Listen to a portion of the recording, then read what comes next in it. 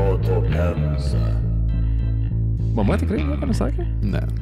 Gal nelabai įsimintina buvo. Nemanau, kad tu pirmas buvai sekmadienį. Arba speechless, aš tau sakau. Arba speechless. Yep. Mama, jeigu klausai Proto Pemza, tai gmail.com. Subject line. Povilas caps lock. Sveiki, gerieji mygtuko Play entuziastai. Viso firmos kolektyvo vardu džiaugiamės, kad įsijungėte tinklalaidę Proto Pemza. Tarsi ausim subalansuota pagirių kebabo kąsnį. Atpalaiduokite klausos padargus, nes mikrofono lūpomis jau tuoj detonuos vienintelis Jėzų ir Hitlerį įkūnijęs žmogus – Aivaras. Džambo. Burnos ir gerklės rūmenų polka jums taip pat ruošia žmogus enigma. Ar jis personažas, ar jis tikras, ar jis dirbtinis intelektas? Tomas! Ahoj. Nežinau, ar girdite, tačiau plaučiuose subrandinta oro pasisveikinimu jūsų link jau pučia realiausias kandidatas nuvilioti jūsų mamą – Povilas. Visas jas jau pasveikinau vakar. Labas. Na, o šiandienos epizodo šturvalą laikysiu aš, Vilius. Tas pats, kuris šiam pasisveikinimui parašyti sugaišo viso labo 45 minutės. Šturvalą ar vairalas dė? Abu. Abudu. Ką tik tai buvo Aivarį tą laikysi. Multitaskeris. Rašai laikydamas, ne?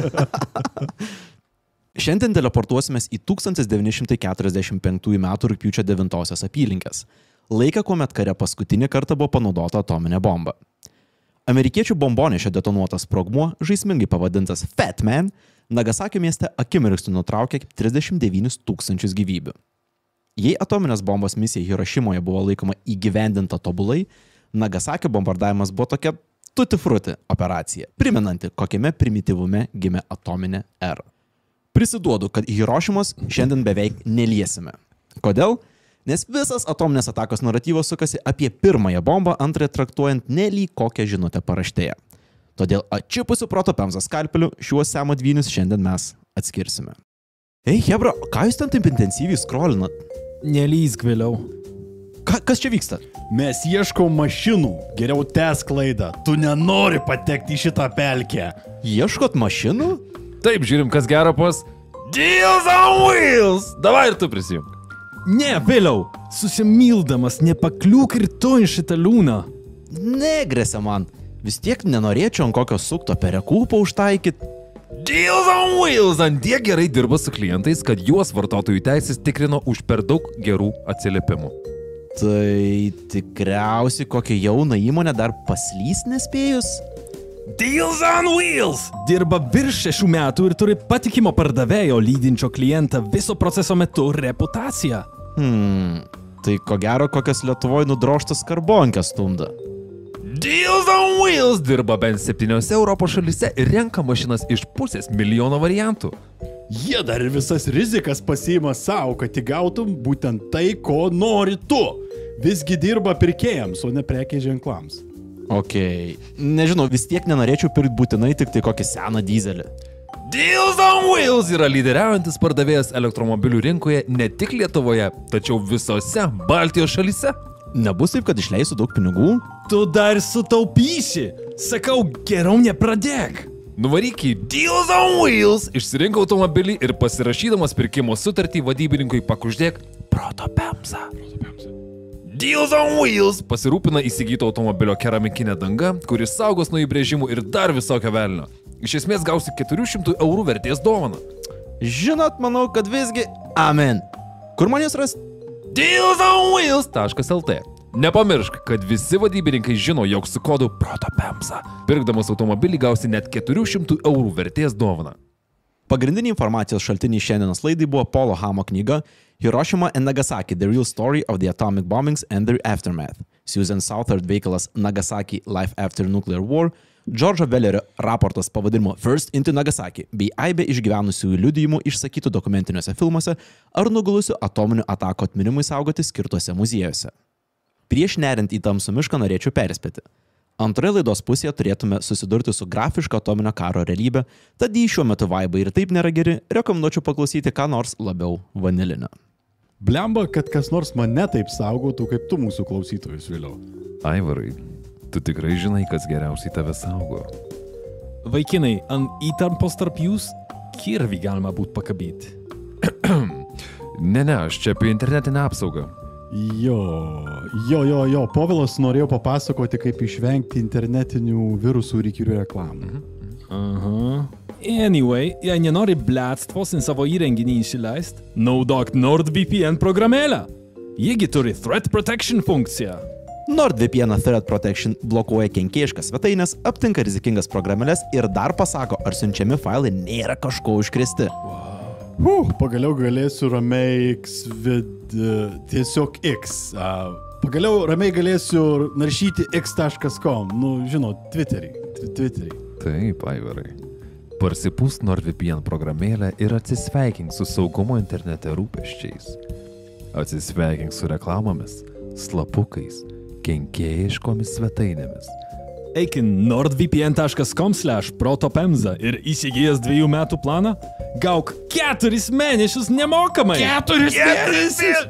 Negana to, šitas dylas galioja tiek perkant NordVPN atskirai, tiek ir imant paketą kartu su NordPass ir NordLocker programėlėmis. Nice. Kitaip tariant, 4 nemokami mėnesiai galioja visam paketui ar NordVPN atskirai. Pretty cool.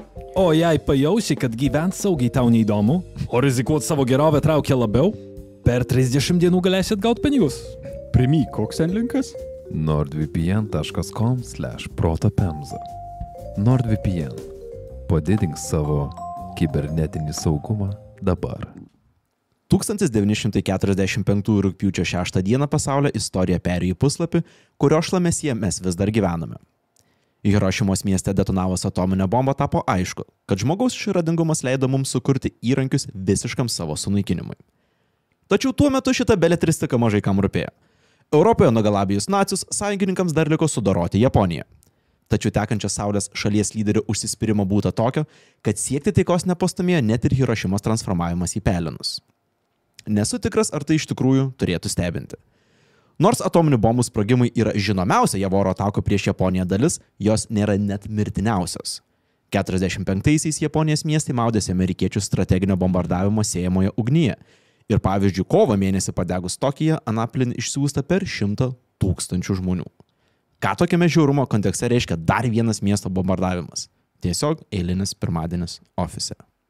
Ir tai gal net nebuvo pats mirtiniausias bombardavimas karo metu. Sąjungininkų berods Dresdeno miestas buvo pats žiauriausias. Man rods Tokijas patenka iki pat šio laiko kaip mirtiniausia oro ataka, bet Dresdenas tikriausiai yra 2-3. Skaitlingiausia. Taip, pagal mirčių skaičių, nes aišku, ir lėktuvų buvo daugiau ir tęsės, man rodos, 1,5 paros beveik tas bombardavimas čia, žinoma, viena bomba.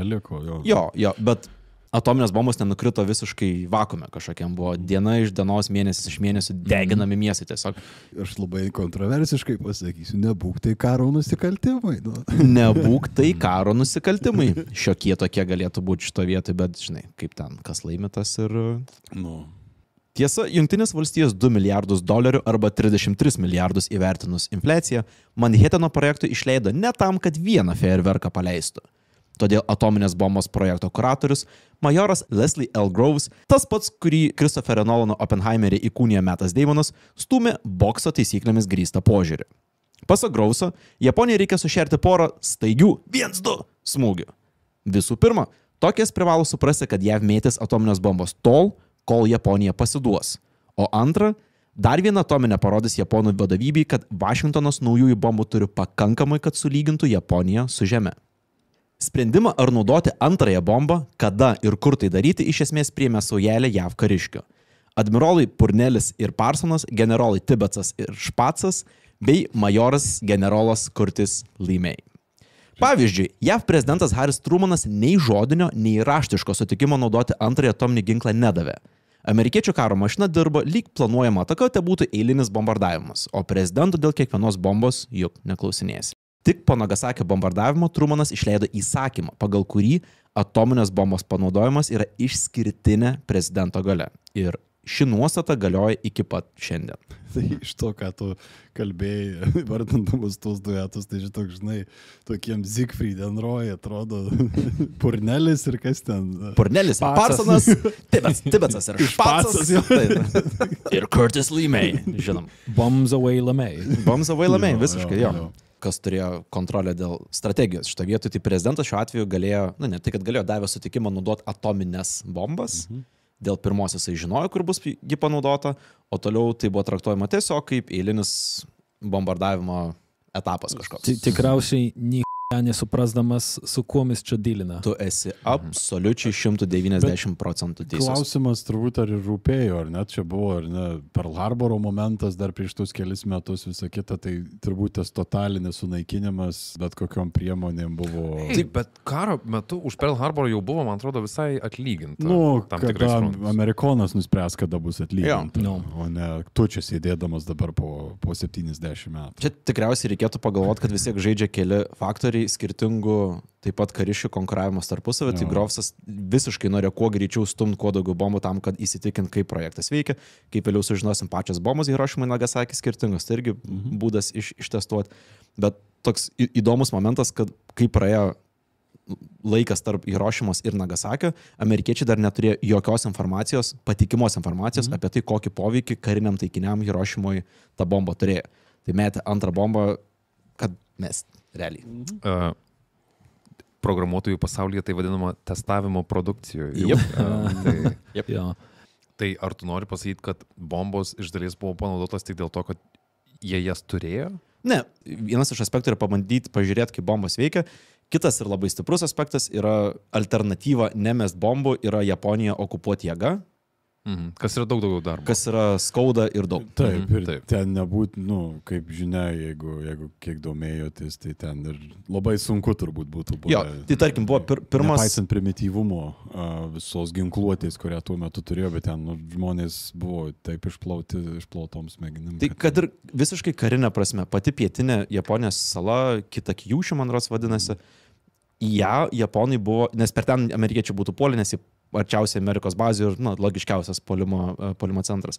Japonai buvo surinkę 250 000 karių, nekalbant apie visą vietinę populiaciją. Tai tam, kad tu paimtum 250 000 karių, tavo landing operation turi būti 4-5 kartus didesnė, kad tu galėtum užpulti šitą vietą. Ir čia tik pirma sala. Čia Act 1 yra šitam visam. Tai bombs away, žinai. Ir ne tai, kad vėl būtų tai lengva daryti. Visi matėm turbūt tą Klinto Eastwoodo Iwo Jima. Jo, tai Okinavos visi mūšiai pareikalavo ten 2-1 realiai tam, kad užimtum žmonės Japonai kovojantis iki pat paskutinio. Tai it's something. Antrosios atominės bombos nuosprendis Japonijai buvo išrašytas kitą dieną po Hirošimos rugpjūčio 7-ąją. Pradžioje antrai atakai buvo parinkta rugpjūčio 11-ąją, tačiau generolas Tibetsas paprašė atsižvelgti į prastą orų prognozę, todėl ataka buvo perkelta į rugpjūčio 9-ąją, vos 3 dienos po pragaro liepsnų Hirošimoje. Hirošima pirmadienis, antra bomba ketvirtadienis. Wow, kaip penktadienis sugadino visiems. Rugpjūčio 8-ąją išsiųstame pranešime Leslie Groovesas rašė: Su jumis prasilenkiau, tačiau naujienas pranešiau generolui Liucui, kuris dabar kaip tik vyksta vakarieniauti. Antrasis bandymas pradėtas. Fat Man jau pakeliu ir viliuosi, kitos dienos ryte jau bus atlikęs užduotį. Grūso minėtas Fat Man, ar lietuviškai Tešlius, yra ne kas kita, o paskutinė kare panaudota atominė bomba. Dikis. Nice, čia Suvalkijos vaiba, ne? Taip. Dikis. Koks geras pavadinimas. Visą scenarijų perrašyti reikės. Metam Dikį. Dikių bomba buvo užvadinta ne dėl masės, o dėl suspaustos apvalainės formos, kurią nulėmė detonatoriaus pobūdis. Skirtingai nei Hirošimoje detonuotam užtaisui, Tešliui galią suteikia implozija ar implosion. Paprasčiau tariant, aibė mažų sprogimų įtaiso viduje priverčia plutonio atomus pasiekti grandininės reakcijos lygį, išleidžiant milžinišką energijos kiekį. O koks pirmo užtaiso pavadinimas buvo, primink? Little Boy? Vuikė. Vuikė. Vuikė ir Dikas. What the fuck is that? Vuikė? Dar vadinamas kunigo desertai. Tokio paties pobūdžio bomba, kaip ir Tešlius, buvo susprogdinta per žymųjį Trinity bandymą, rodytą Nolano Oppenheimeryje. Tešliaus galingumas siekia 21 kilotoną, ar net trečdalių daugiau, nei talpino Hirošimoje numesta Little Boy, arba kunigo desertas, kaip sakė Tomas. Kad būtų lengviau įsivaizduoti, ką tos kilotonos iš viso reiškia, pabandykite prisiminti itin gausiai filmuotą sprogimą Beiruto jūro uoste 2020-aisiais. Jei neprisimenat, pažiūrėkit. Tai to sprogimo galia siekia tarp 0,5 ir 1 kilotonos. Tai čia kalbam bent jau 20 kartų galingiau. Tiek Mažylis, tiek ir Tešlius Japonijos link keliavo iš Tinjano, Klaipėdos ploto salos, už 2,5 tūkstančių kilometrų į pietus nuo tekančios Saulės imperijos arba 10,5 tūkstančių kilometrų į rytus nuo Punsko. Rugpjūčio 9, dar neišaušus, iš karinės bazės link vakarinio oro uosto pajudo kariškių prigrūstas konvojus. Bombardavimo misijai vadovauti Grūvsas asmeniškai pasirinko 33 metų vyresnį kapitoną Frederiką Dicką Ashworthą. Tešlių skraidinančiai 3 sunkiųjų bombonešių B-29 Super Fortress grupuotį vadovauti parinktas Čarlzas Svinis, 26 metų skrydžio kapitonas. Prieš 3 dienas bombarduojant Hirošimą jis pilotavo stebėjimo lėktuvą. Tuo tarpu Tešlių nutaikyti į tinkamą teritoriją patikėta 27 metų kapitonui Kermitui Behanui. O tu vardini jų metus tik tai tam, kad sumotyvuotum mus, kad mes dar nepadarė nieko savo gyvenimais? Tik tam, kad pabrėžti, kokio jaunumo žmonės numetė atominės bombas. Vyriausias jų buvo 33 metų. Vyriausias žmogus. Tai tu mus beveik jaunais pavadinai. 26 metų tu pilotuoji lėktuvą su atominė. Čia ne tai, kad kažkoks didelis pasiekimas, bet visą laiką, kai savo galvoje aš įsivaizduodavau tą vaizdą, įsivaizduodavau tokius mid-40s vyrus kažkodėl. Jo, tokius, kur žino, ką daro, atrodo. Jo, o ne 26 metų, bičia, what the fuck, man? Ar jie visi žinojo, ką jie darys? Ką tu ten gali žinoti, jeigu ji niekad nebuvo numesta dar? Po Hirošimos jau nelabai kam kilo klausimų, ką jie ten turi ir ką daro. Pati Tinjano bazė buvo būtent šitam... Sakei, neturėjo informacijos po Hirošimos dar tokios kaip ir... Amerikiečiai neturėjo informacijos apie Hirošimos damage kariniam taikiniam. Aišku buvo, kad miestą visiškai sugriovė, bet kaip įvertinti, ar tu tiesiog viską sugriovė, ar sugriovė į tai, ką taikiai, nebuvo aišku. Tai ar tos 2 bombos buvo ant to paties lėktuvnešio, ar buvo su tom pačiom komandom, ar tie patys žmonės abi skraidino? Dalis taip, dalis ne. Tai pavyzdžiui, Svinis buvo Hirošimos skrydį vienam iš reconnaissance žvalgybinių lėktuvų. Bet žmonės, kurie išmetė iš Enola Gay Hirošimos bombą, jie nedalyvavo šitą misiją, bent jau ne vadovybė. Kai kurie lėktuvai ten panašiai dalyvavo šitame, bet toj bazėj visi jie buvo vienu metu. Tai buvo žmonių grupė ruošiama būtent šitai misijai. Vyrų trijulė bei dar maždaug 10 inžinierių, radistų ir kitų kariškių skrido pagrindinėme misijos lėktuve pavadinimu Boxcar. Šį lydėjo dar 2 sunkiai bombonešiai, žvalgybos lėktuvas The Great Artist bei stebėjimo lėktuvas The Big Sting. Čia side-trackinsiu biškai, bet tie pavadinimai bombonešių buvo neįtikėtini. Buvo Necessary Evil, Full House, Straight Flush, Lagging Dragon ir daug kitų. Didžioji smirdė buvo geriausias. Ditch smirdė. Man rodos, jeigu teisingai supratau, kad kapitonas, lėktuvo įgulos kapitonas galėjo parinkti pavadinimą. Tai dėl to analogiai buvo analogiai, nes tai buvo piloto mama ar kažkas tokio. Iki 10 kariškių užpildant vietas bombonešiuose, nelyg sceno iš kokio Top Gun, Svinis vyrus išrikiavom pakilimo tako ir pareiškė. Highway to the danger zone. Šiandieną yra tai, dėl ko pastaruosius metus mes dirbome ir treniravomės. Dalis jūsų buvote su manimi Hirošimoje. Tai buvo tobulai išpildyta misija. Mūsiškiai privalo būti tokia pat. Mes atliksime savo darbą. Man visiškai nesvarbu. Taikinį numušime, net jei reikėtų jį trenktis lėktuvu. Okay, tai determinacija yra. Jo. Kaip va tokie 26 metų jaunuoliai kaip Svinis jautėsi, jau padarė didžiulį smūgį Hirošimui? Kaip jie jautėsi dar vieną bombą tokio stiprumo mesdami? Ar jie turėjo minčių, kad čia gal negerai? Ar tai nebuvo gvildenama ir buvo tiesiog nurodymai vykdomi? Didelė dalis tų, kurie dalyvavo irgi tose misijose, tai nematė tų priešininkų kaip žmonių kažkuria prasme. Rasistinis karas buvo. Jo, tai buvo ramiam vandenyne. Japs ir taip toliau. Irgi tas toks ir neišplautas vaizdinys, kur tai yra tiesiog masė visiškai nemąstančių jo žmonių, ar ten tų vienetų, kuriuos tiesiog reikia, nes kitaip jie ateis ir papjaus mus vėl. Kare nėra vietos tokiem dalykam, ypač eilinių kareivių gretose. Plus, iš to, kai skaitai, kaip jie kalbėjo apie misiją ir kaip jie ruošės, šiek tiek primena tą vaibą, kuris buvo per Apollo misijas link Mėnulio skrendant, nes tai yra kažkas, kas pirmą kartą, kas taip nauja yra garbė būti tenai, ne tai, kad tu žudai žmonės, who gives a shit, tu meti atominę bombą, tokį naują, galingą ir neįtikėtinį svarbų valstybį dalyką, tam, kad pabaigtum karą. Tai kolektyvinis žmogiškumas, kai tokio stiprumo ginklą pagaliau žmonės išrado, neegzistuoja. Daliai žmonių, aš pavardėm tikrai nepasakysiu, bet daliai žmonių, kurie metė atominės bombas, tas suvokimas atėjo po 6-7 metų, kai pradėti iš vietų nuotraukos ir išgyvenimai žmonių ir kai tu pradedi suprast, ką iš tikrųjų tas grybas, kurį tu per langą matai reiškia, tada jau šiek tiek skaudžiau. Ir kai supranti, kad tavo valstybė nėra vienintelė, kuri tokį ginklą turi. Jo, gali ir tu gauti šitą. Tada pasidaro baisu. Arba mes juos, arba jie mus. Kalbėdamas apie taikinį, Svinis galvojo apie Kokurą, miestą net 2 kartus laimėjusių rusišką ruletę. Dalykas tas, kad 45 gegužę amerikiečiai atrinko 4 miestus atominiai bombai detonuoti. Prioritetas numeris 1 buvo Hirošima, po to sekė Kokura, Nigata ir Nagasakis. Pavyzdžiui, skrendant į Hirošimą, šis miestas buvo pirminis taikinys, tačiau esant prastam orui, lėktuvai būtų keliavę į Kokurą, o jei nepavyktų ir ten Nagasakį. Ta diena oro sąlygos buvo tobulos ir pleškėjo Hirošimą. Rugpjūčio 9 dieną Hirošimas jau nebebuvo, todėl Kokura tapo taikiniu numeris 1. Antriniu parinktas Kokuros kaiminystėje įsikūręs Nagasakis. Amerikiečių vertinimu, Kokuroje slėpėsi vienas didžiausių Japonijos karo pramonės konglomeratų, todėl lokacija puikiai tiko karinio taikinio apibrėžimui. Tuo tarpu Nagasakėje veikė ginklų, elektronikos bei plieno perdirbimo gamyklos ir laivų statykla, kurioje gamintos torpedos naudotos Pearl Harboro atakoje.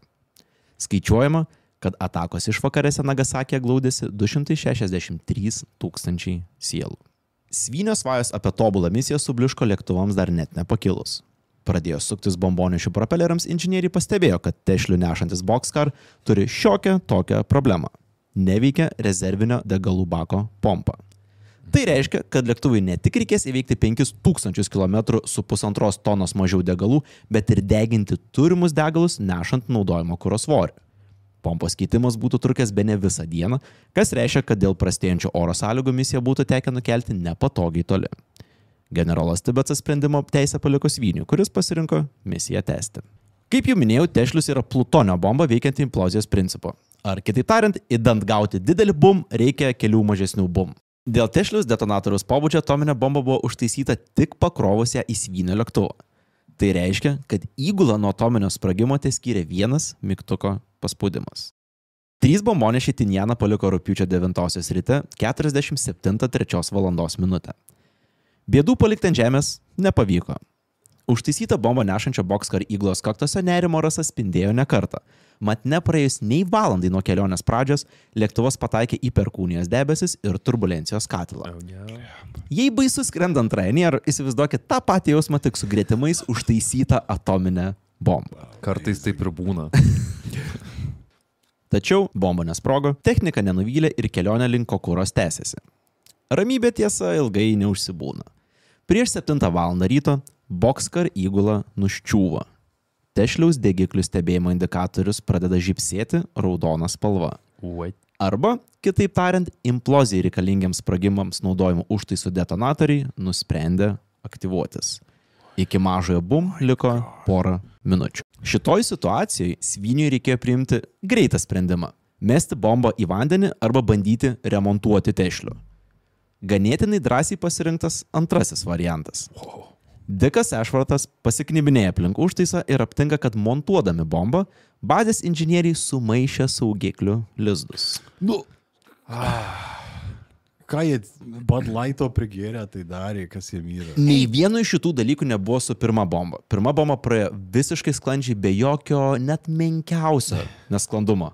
Antra bomba atsipalaidavo visiškai. Nes čia tokia... Sykį veikė, tai... Bet pabandykit net įsivaizduoti tą situaciją, kur tu montuodamas atominę bombą, nes ją reikėjo surinkti jau tik ant pakilimo tako dėl saugumo, kad nereikėjo transportuoti iš Amerikos ir nesprogti tuo metu, bla bla bla. Bet tu ne bet ką renki, fucking atominę bombą ir ten sugebi saugiklius sudėti į prastas. Kaip tada tikrinami lėktuvai keleiviniai prieš skrydžius? Taip pat kaip Boeingai dabar tikriausiai. Bet o negalim truputį atleisti tiem technikam, kurie paruošė tą bombą ir arba juos atleisti. Juos atleisti. Iš pradžių galvojau, jiem atleisti, bet dabar galvoju, juos atleisti, taip. O šitam Dikui Ashworthui tiesiog pakabinti galbūt, nežinau, ant jo kiaušų medalį, kad jis tiesiog tuo sprogstančią bombą sutaisė. Atominę bombą. Atominę bombą. Pakrapštyti. Kas čia galėtų? Tai man reikia googlinti, kur reikia į mašiną pilt dalykus, o jis atominę bombą taisė. Beje, jaunesnis už mus. 33 metų. Blemba. Nu, mūsų metų. Pasisekė, kad tokia lengva klaida. Taip. Pasisekė, kad jis nepagalvoja, kad jie nėra teisingi ir neapkiti ir būtų pasirodę, kad tada pasidarė neteisingi ir tada iš tikrųjų detonuoja. Greičiau laikas pradėjo. Bet turėtume kur kas juokingesnį istoriją šiam vakarui, jeigu tai būtų nutikę. Blemba, Peseckas karjerą per anksti baigė. Krizės išvengta. Po karo Svynis situaciją apibūdino taip. Nuvykti tiek toli tik tam, kad viskas baigtųsi mūsų išgarinančių žybsnių. Mano vienintelė reakcija tuomet buvo po nosimi sušnibždėti Dieve mano. Aukščiausio malonės Svyniui tiesa prisišaukti nesisekė. Bombonešiai Boxcar, The Great Artist bei Big Sting turėjo susitikti prie pietinės Japonijos Kyushu salos. Tačiau atvykę į sutartą tašką, Boxcar ir Great Artist pastebėjo esantis dviese. Kažkur pasimetė The Big Sting. Pasirodo, lėktuvo kapitonas Jamesas Hopkinsas orlaivių pakėlė per aukštai ir neteko radio ryšio su kolegomis. Negana to, į Tinjano bazę jis išsiuntė žinutę klausdamas, ar Svynis nutraukė misiją. Dėl trikdžių bazėje tebuvo išgirsta Svynis nutraukė. Todėl JAV generolai pamanė, jog pastarasis išmetė bombą į jūrą, buvo numuštas arba su užtaisyta bomba skrenda atgal pas juos. Tuo tarpu Svynis su dar vienu bombonešiu Japonijos padangėje tiesiog piešė barankas, laukdami, kol prie jų prisijungs trečiasis lėktuvas. Nors laukti buvo leista nedaugiau 15 minučių, bombonešiai ratu suko visas 45. 3 kart viršys leista normą nuspręsta. Velniop The Big Sting, skrisime dviese. Tai bombonešis ir žvalgybinis lėktuvas, ne? Taip, liko Boxcar, kuriame yra bomba, ir Great Artist, kas yra reconnaissance plane. Bet jis ginkluotas buvo, tas... Ta prasme, Super Fortress yra ginkluotas pats iš savęs iki tam tikro lygio, bet jis nėra labai manevringas, jei gerai suprantu. Jam reikia apsaugos, greitesnio, lengvesnio ginkluoto. Aš nepamenu, ar jie yra efektyviai ginkluoti, bet jų aukščio galimybė yra tokia, kad įprasti naikintuvai negali jų pasiekti. Reikėtų labai stengtis, kad juos įmanoma, aišku, bet jie kitoj dimensijų jau žaidžia. Čia kaip per strateginius žaidimus perni į kitą amžių, o tavo priešai vis dar su katapultom. O Didžsmarvės koks vaidmuo buvo? Irgi reconnaissance plane. Žvalgybinis. Jo, jie turėjo 2 lydėti, vienas turėjo, man rodos, The Big Sting užduotis buvo stebėti orą ir situaciją aplink miestą, The Great Artist turėjo stebėti, kaip bomba sprogo, o Boxcar neša bombą ir jie meta. Kokuros miestą lėktuvai pasiekė be 15:10 ryte, beveik valandą vėliau nei planuota. Ne tai, kad punktualumas kam nors rūpėjo. Daugiau nerimo kėlė spėriai tuštėjantis degalų bakas bei kintantis orai. Jei prieš valandą Kokuros padangė buvo skaidri, pasikeitus vėjo krypčiai ją uždengė storas debesų sluoksnis bei dūmai iš gretimo liepsnojančio Jahatos miesto, kurį amerikiečiai subombardavė 2 dienos prieš buvo. Tradiciniais būdais. Tradiciniais būdais, padegamosiamis bombomis. Taip. Apskridęs ratą aplink miestą, Svynis priėmė gan netipinį sprendimą – sukti dar kartą, tikintis palankesnę vėją. Nors tuo metu Japonijos oro pajėgos buvo praktiškai nebeveiksnios, skristi antrą kartą reiškia tiesiog prašytis likusių naikintuvų dėmesio. Jie jau mato, kad tai nėra oro žvalgybinis lėktuvas, ką Japonai įsileisdavo ir praktiškai nebereaguodavo iš tą dalyką, o kažkas, kas labai domisi tavo miestu. Antras skrydis vaisių nedavė. Nors radistai Svyniui jau ko nereikia, kad link jų artėja Japonų naikintuvai, kapitonas ryžosi kitų kampų link miesto nerti 3 kartą. Bandymo sėkmę misijos vadas Dickas Ashworthas apibūdino žinutėje bazėje. 3 kart taikėme į pirminę lokaciją, bet kas kart trukdė debesys ir dūmai. Sugaišome 50 minučių, liko kritiškai mažai degalų, todėl buvo nuspręsta imtis antrinio taikinio. Toks faktas paraštėms, bet po karo Japonijoje išpopuliarėjo frazė Kokuros sėkmė. Frazė taikoma situacijoms, kuomet milžiniško pavojaus išvengiama net nežinant, kad jis iš viso grėsia. Kiek paradoksalu, tačiau Kokuros miesto šiuo metu net nebėra. 63-aisiais kartu su dar keliomis vietovėmis jis buvo sujungtas į naują kitą Kyushu miestą. Tai išgyveno 2 atominės bombos bandymus, bet neišgyveno laiko tiesiog. Kokura ir Nagasaki skyrė 160 km, todėl bombonešiai antrinį taikinį pasiekė maždaug 10 minučių iki 11 ryto. Tačiau dideliam B-29 įgulų nusivylimui beveik visas Nagasakis taip pat buvo dengiamas tiršto debesų sluoksnio. Sukti ratų aplink miestą tiesiog nebebuvo laiko. Boxcar bake degalų beveik nebelikė, todėl Svyniui teko spėriai rinktis. Kapitonas atsimena. Pasirinkimo nemesti bombos realiai nebeturėjome. Kitu atveju mums arba būtų reikėję avariniu būdu leistis kažkur Japonijoje, arba tėkštis į vandenyną. Abudu puikūs variantai. Kažkaip pamiršo tą variantą trenkti su lėktuvu į taikinį, pastebėt, kai jau paties gyvybė ant plauko tokiu atveju būtų. Nu, nes, o kas papasakos, kaip sekė? Taip. Tengi tik juokavo. Ten tik įkvėpiamoji kalba, žinai, buvo Tik metalį jau atspausdinti, reikės atsijimti. Nu, jo.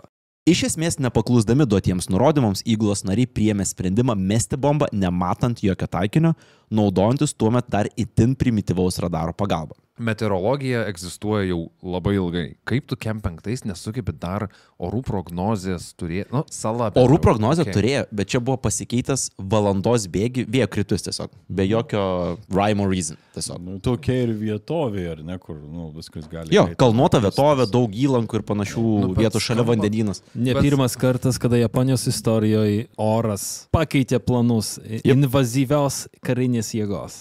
Žodžiu, didžiausia katastrofa turbūt jūroj buvo, kai mongolai norėjo invaziją įvykdyti Japoniją ir nei iš šio, nei iš to kilo baisinė audra ir jiem nepavyko tą invaziją, viskas paskindo ir iš čia atsirado, man rodos, fucking Mongolian žodis kamikaze, reiškiantis dievo vėją. Kažkas.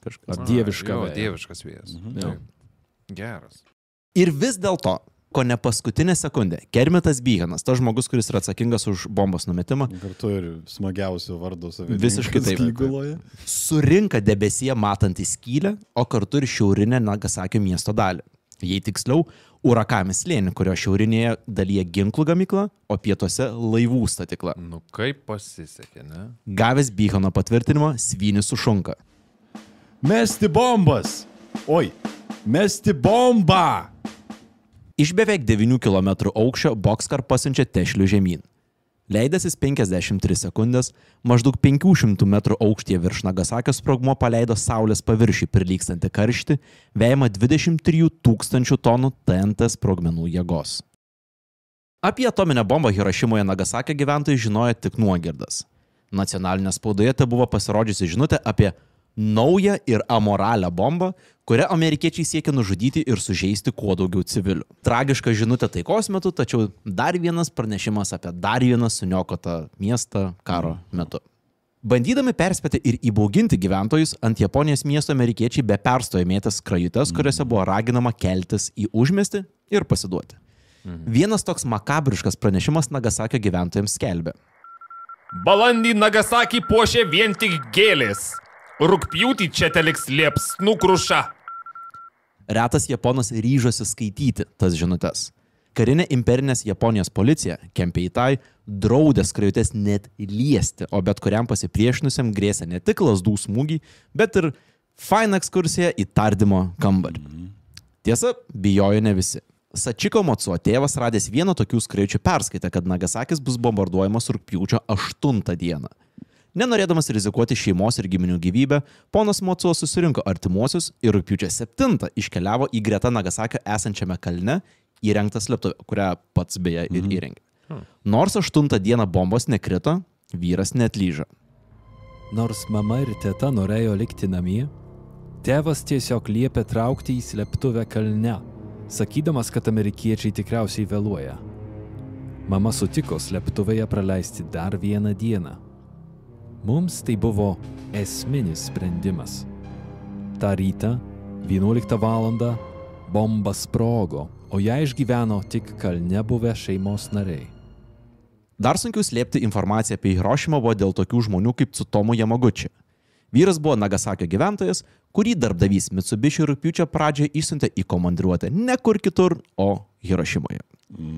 Ten rugpjūčio 6 Yamaguchi intymiai susipažino su atominė bomba maždaug 3 km atstumu nuo jos hipocentro. Nors sprogimą išgyveno, vyras buvo stipriai apdegęs rankas ir veidą, jam buvo trūkę ausų būgneliai ir sužeista koja. Hirošimoje vyras pralaukė naktį, o kitą dieną praleido gatvėse ir upėje irdamasis per lavonus, kol pasiekė traukinių stotį. Rugpjūčio 8 ryte jis grįžo atgal į Nagasakį. Ir negana to, kitą dieną nuėjo į darbą. Pala, tai traukiniai judėjo. Taip, apie tiek Nagasakį, tiek Hirošimą skaitant, mane super tai stebina, kad bomba sprogsta, praeina kelios valandos, traukiniai važiuoja. Vis tiek, I have no idea how that works. Ar į darbą ėjo tie žmonės, kurie sustuma žmonės? Aptegė rankos, limpa viskas. Reikia laikytis taisyklių. Bet gal make sense, ne? Karo ekonomika turi judėti kažkas jau bent. Ir priedus spėčiau, kad traukinių bėgio atlaisvinimas yra vienas pirmų dalykų, ką daro tie išgyvenę žmonės, kurie dar gali rūpintis, bet kokią infrastruktūrą, nes tai realiai yra vienintelis būdas išvažiuoti iš čia. Ten automobiliai nelabai dalykas, arkliai kartu mirė su jumis visais, tai kas lieka traukiniai. Įdomu, kad infrastruktūra nesugedo ant tiek, kad nepervažusi. Aš nuoširdžiai šito nesuprantu. Tikrai, neišskaičiau tiek toli, bet Hirošimoje traukiniai veikia jau kitą dieną jau galėjai išvažiuoti iš Hirošimos traukiniu į kitą miestą. Again, japonai kaip po tsunami susitvarkė per kelis mėnesius, yra a neck for repair, žinai. Oro pavojus sirenos Japonijos miestuose tuo metu buvo jau tapusios įprastų kasdienybės palydovu. Todėl rugpjūčio 9-ąją nuskambėjus garsiniam perspėjimui, vietiniai elgėsi įprastai. Kėlėsi į rūsius, bunkerius ar bet kokią kitą priedangą Nagasakyje. Tačiau po kelių minučių sirenos nutilo, o per radiją pranešta, kad pavojus atšaukiamas, nes ore sklandė viso labo vienas JAV oro stebėjimo lėktuvas. Nusipūtę dulkes, žmonės išlindo atgal į gatves. Nagasakio gyventojas Josuke Yamahata atsimena. Tuomet jau buvome pripratę prie oro pavojaus sirenų bei slėptuvėse praleistų naktų. Todėl rugpjūčio 9 rytą nerimo ar juolab panikos tikrai nebuvo juntama. 45 rugpjūčio 9 diena buvo ketvirtadienis. Darbo diena. Artėjant pietums miestas buvo pilnas veiksmo. Kursavo viešasis transportas, moksleiviai sėdėjo pamokose, gamyklų darbininkai triūsė. Kasdienybės rutina visam laikui buvo sustabdyta 3 minutės po 11 valandos, kuomet Svynio pasiųsta atominė bomba sprogo puskilometrio aukštyje virš Urakami slėnio.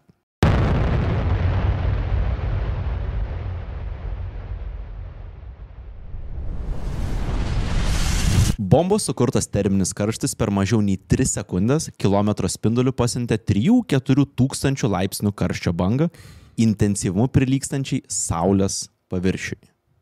Sprogimo grybas kone akimirksniu užkopė į 3 km aukštį, dieną paversdamas purvina naktimi ir savo slėgiu sutraškydamas viską po savimi. Visomis kryptimis keliaujantis Armagedonas it dulkės sviedė žmonės į šonus.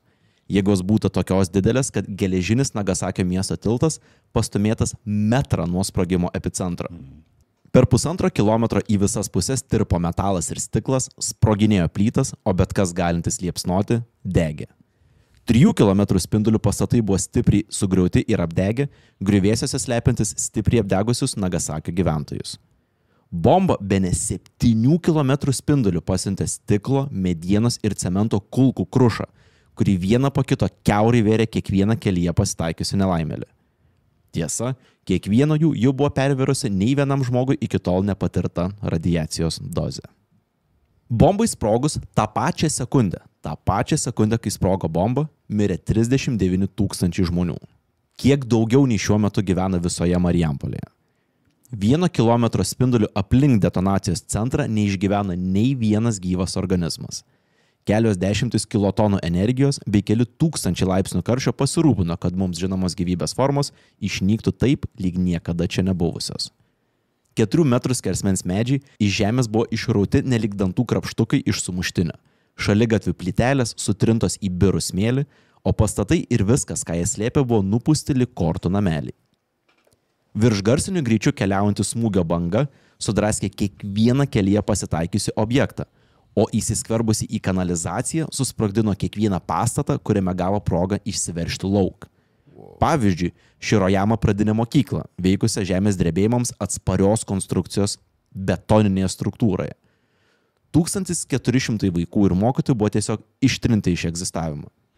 Tuo tarpu medinėme pastate įsikūrusi Keiho gimnazija, talpinusi beveik 200 mokinių, buvo ištrinta taip efektyviai, kad tikslios jos prieškario lokacijos nustatyti taip ir nebepavyko. Wow. Prieš 11 valandą Hirošimą išgyvenęs Jamagučis buvo iškviestas į Mitsubishi gamyklos vadovo kabinetą. Įmonės galva reikalavo papasakoti kiekvieną detalę apie kažkokią tai vieną bombą sugriovusią visą miestą. Melsvai balta tešlių šviesa kabineto erdvę užliejo maždaug tuo metu, kai išgirdęs vyro istoriją, Jamagučio vadovas pasakojimą pavadino kabutėse tiesiog pakvaišusiu. Eik tu savo. Čia per gerai skamba, kabutėse gerai, kad būtų tikra, atrodo, tokias tobulas timingas. According to Yamaguchi šitą vietą. Iškart kritau ant grindų, o po sekundės pastatą perkošė smūgio banga, siūsdama šukės bei nuolaužas. Pagalvojau, kad Hirošimos atominis grybas mane atsekė čia. Nuo vieno pabėgai, kitas pareina. Hirošimui jo atstumas nuo epicentro buvo 3 km, Nagasaki lygiai 3 km. Abu kartus buvo vienodo atstumo nuo bombos. Ir abu kartus išgyveno.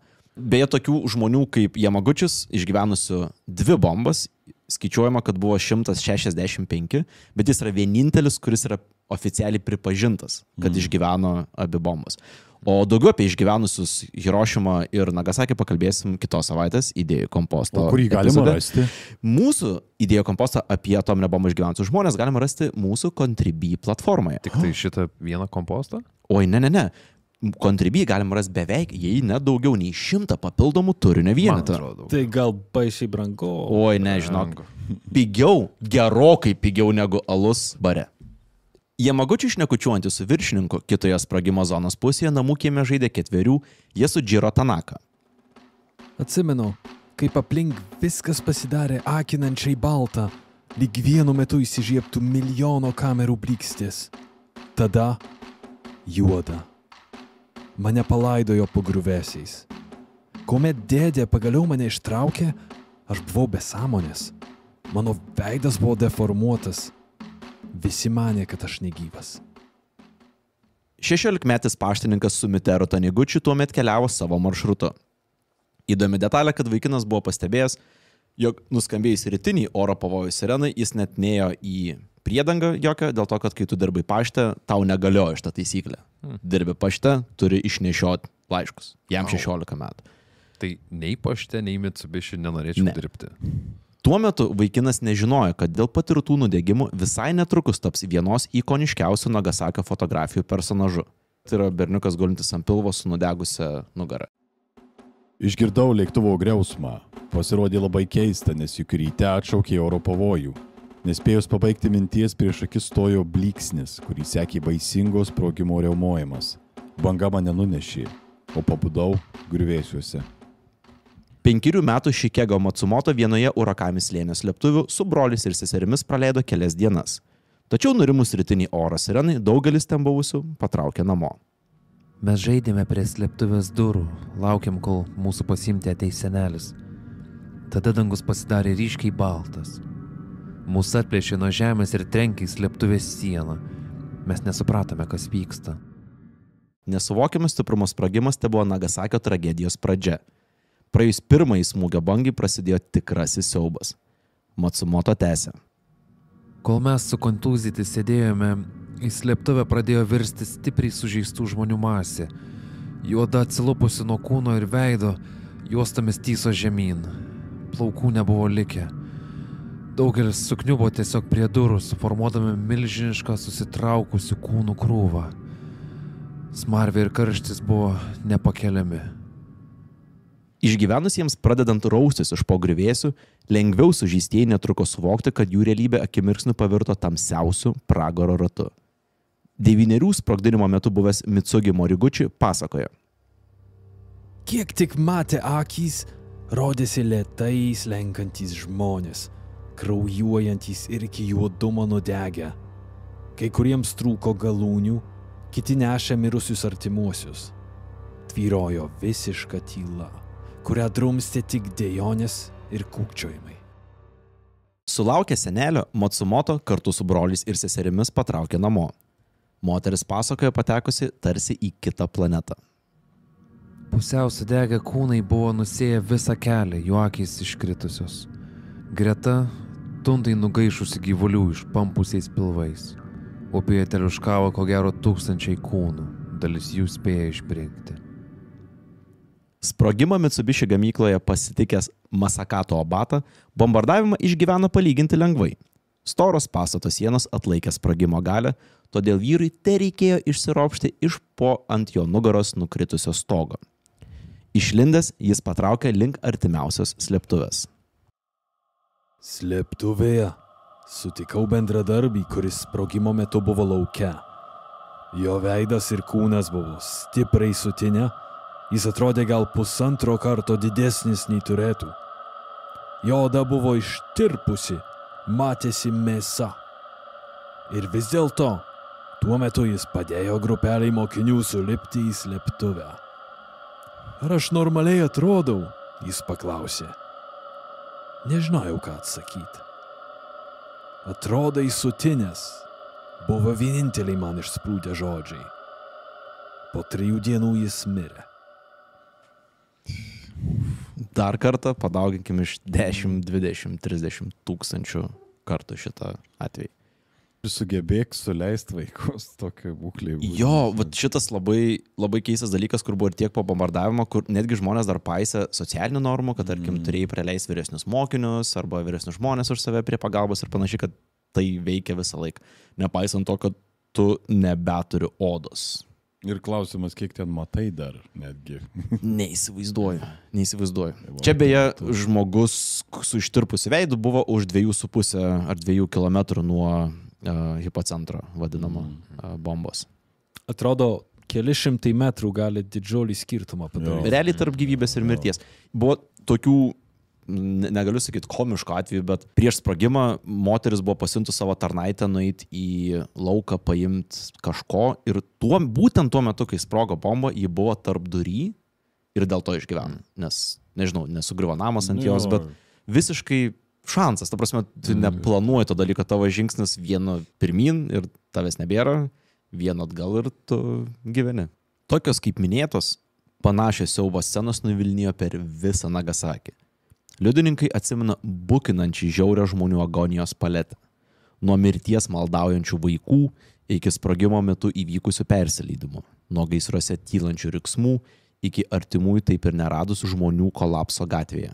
Suanglėję žmonės, besimėtančios kūno dalis ir net pažįstamai suniokoti veidai. Siaubo prašalaičiams dar ilgai primins pastatų sienose išdeginti žmonių šešėliai. O kaip tai veikia? Nu, aš žinau šitą.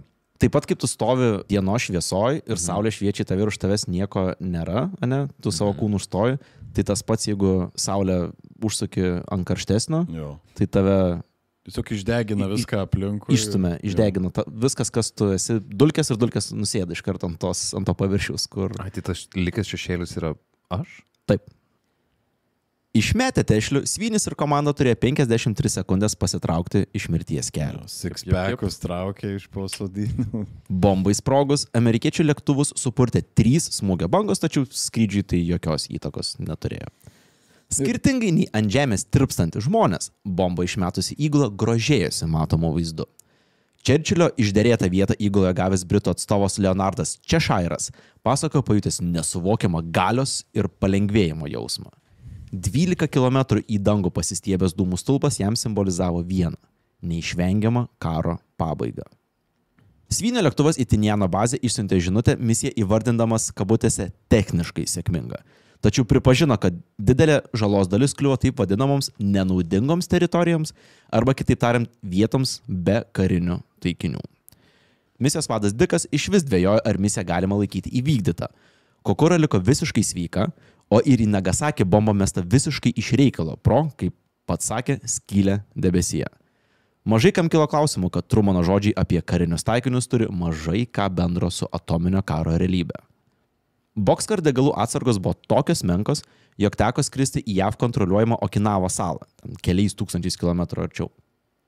Prieš nusileidžiant, Svynį pasiuntė SOS signalą, manydamas, kad teks leisis išjungtais varikliais. Kuras Nagasakį sutraškiusiam lėktuvui baigėsi vos palietus nusileidimo taką.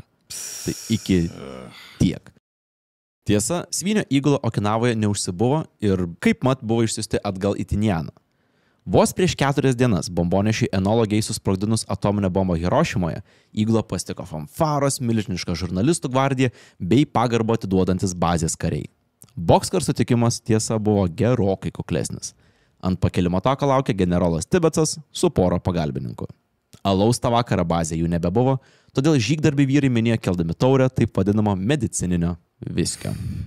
Samagono, realiai, kitaip tariant. Kaip greitai gali pasikeisti baibelis. Eiliniai misija. Jo, nebeįdomu, tiesiog kaip irgi demokratiškas žiniasklaidos brožas. Yra pirmas mum įdomu, antras, niekam neberūpi iš tikrųjų. Media cycle pasibaigė. Sekusiamis valandomis bei dienomis Nagasakėje žmonės toliau krito kaip lapai.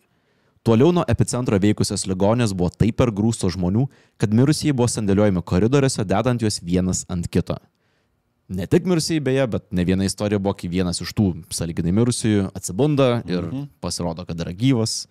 Ir kai kurie netgi sugebėjo išgyventi ir papasakoti šitas istorijas, bet gali maždaug įsivaizduoti, kaip situacija atrodė ligoninėse. Atrodo, kad tas visas didysis jau tikrai siaubas prasidėjo vos ne po, ar ne, praėjus. Iš dalies taip. Buvo tokių istorijų, tarkim, Urakamio slėnio pagrindinės ligoninės, buvo universitetinė ligoninė. Iš viso personalo, gydytojų personalo išgyveno vienas gydytojas ir kelios seselės. Tai ten yra visiškai siaubo filmo istorijos, kurie ateina į auditoriją ir žmonės, kurie, vaikai, studentai, kurie mokėsi, yra tiesiog visi suanglėję dar savo vietose. Taip. Tai vėl Barefoot Jenny yra šitas, kur yra likęs vienas gydytojas ir irgi atrodytų ar ne animacinis filmas, bet net tenais žiūrint toks yra, kiek ir beviltiškumo jausmo turi būti. Pas tave eina tiesiog tirpstantys žmonės, ištirpę žmonės, o tu esi vienas. Be jokių priemonių, be kažkokių žinojimų, kaip tvarkyti su tokia problema. Visiškai aklavietė. Pačiame Nagasakėje net ir be bombos trūko būtiniausių priemonių, todėl adekvačiai tvarkyti su tokio masto neganda resursų nei užteko prieš tai, nei užtenka dabar. Sprogus atominiai bombai žūsta medikai ir gaisrininkai, todėl gelbėtis tenka patiems. Tai reiškia, kad net ir tie, kuriuos buvo galima išgelbėti, galiausiai mirė taip ir nesulaukė reikalingos pagalbos bei priežiūros. Skaičiuojama, kad sprogimo metu žuvo 39 000 žmonių, o dar 60 000 buvo sužeista. Vien per pirmą mėnesį po bombardavimo nuo apnuodimo radiacija mirė dar apie 8 000 žmonių. Su radiacijos apsinuodimu, ko aš beje nežinau iki tol, yra, kad miršti per pirmas 20 dienų, o po to jau nebebus šito reiškinio. Iki 45-ųjų pabaigos daugiausia dėl patirtų sužeidimų mirusiųjų skaičius Nagasakėje pasiekė tarp 60 ir 80 000. Tikros skaičius niekas nežino, nes dalis žmonių išvažiavo iš miestų ir mirė, buvo visiškas chaosas, net nelabai buvo kam skaičiuoti iki tol, kol amerikiečiai net važiavo į tą vietą. Dalis iš vis pavirto dulkėm, tai kur ten atsuksi, atseksi kažką. Man rods, jeigu teisingai pamenu, tikslus mirusiųjų Nagasakėje procentas yra 29% populiacijos. Nuo bombos. Tai pabandykim pritaikyti tai bet kuriam miestui, kurį įsivaizduojam. Ganėtinai paradoksalu, tačiau ko ne didžiausia sunaikintųjų dalį, beveik 9 000 sudarė Urakami slėnyje gyvenę katalikai. Amerikiečiai žinojo ar nežinojo, bet Tešlius buvo detonuotas virš didžiausios Japonijos katalikų bendruomenės, kurios maldos namai, švenčiausios mergelės Marijos Urakami katedra, tuo metu buvo didžiausia katalikų bažnyčia visoje pietryčių Azijoje. Jie po to beje atstatė tą bažnyčią, bet yra tos ikoniškos nuotraukos, kur visiškai suniokota mums labai pažįstamos išvaizdos bažnyčia. Bomba sunaikino viso labo 150 imperinės Japonijos armijos karių. Per 6 000 gamyklų darbuotojų, 2 000 dirbti atgabentų korėjiečių bei saujelę sąjungininkų karo belaisvių, kurie priverstinai dirbo viena iš Mitsubishi gamyklų Nagasakėje. Pagrindinė bombos sėkmė - bemaž 70% sunaikintas miesto pajėgumas bet ką gaminti.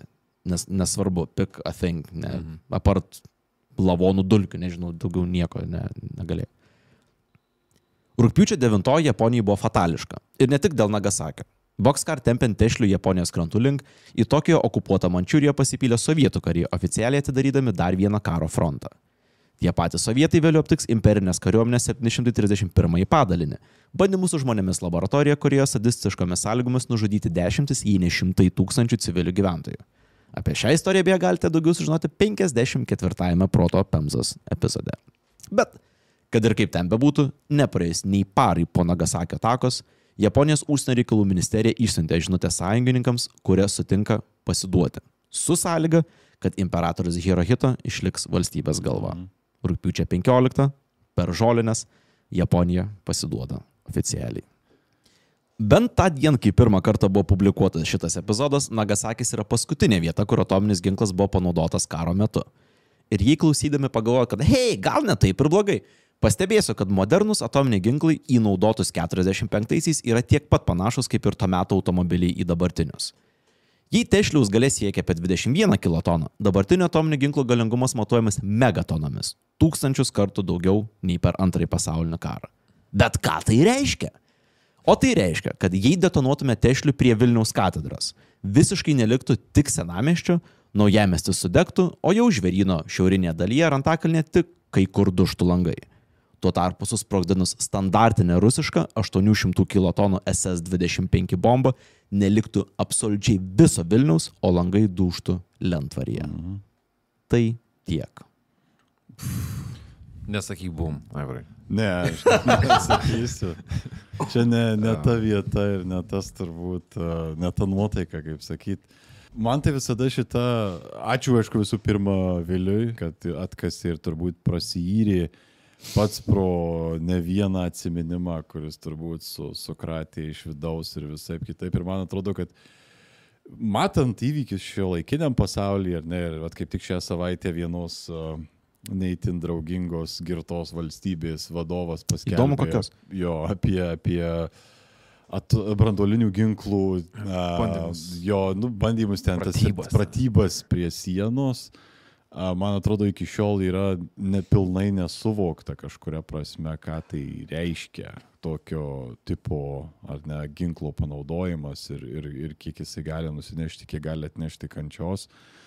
Ir čia turbūt yra ta didžioji liūdnoji dalis visos šitos istorijos, kad nepaisant to, kad 2 miestai buvo suvaryti į miltus, politiniam lygmenį gal dažnai nesugebama yra pasidaryti bent jau tarp didžiųjų galių kažkokių tai griežtų išvadų apie tai, ar mums tikrai šito reikia. Žinai, aš iš kitos pusės galvoju, gal pats faktas, kad Hirošima ir Nagasakis yra tai, dėl ko mes neturėjom daugiau atominių bandymų ant miestų kariaut, kad tai netapo... Aš neneigiu šito, bet tas, kad ar ne yra šito vis dar mėtomas ir gazdinama, kad tarytum toks... Čia kaip kortų žaidime Jokerį turėti, žinai, kur viskas, tiesiog viską keičia šitas dalykas. Taip. Tai ir, nežinau, palieka labai daug klausimų ir po viso šito pasakojimo kažkaip galbūt, aš suprantu technologinį progresą visą kitą, bet pagalvoju, ar tikrai to reikia, jeigu mes turim tokią galią, kuri gali padaryti tokius dalykus.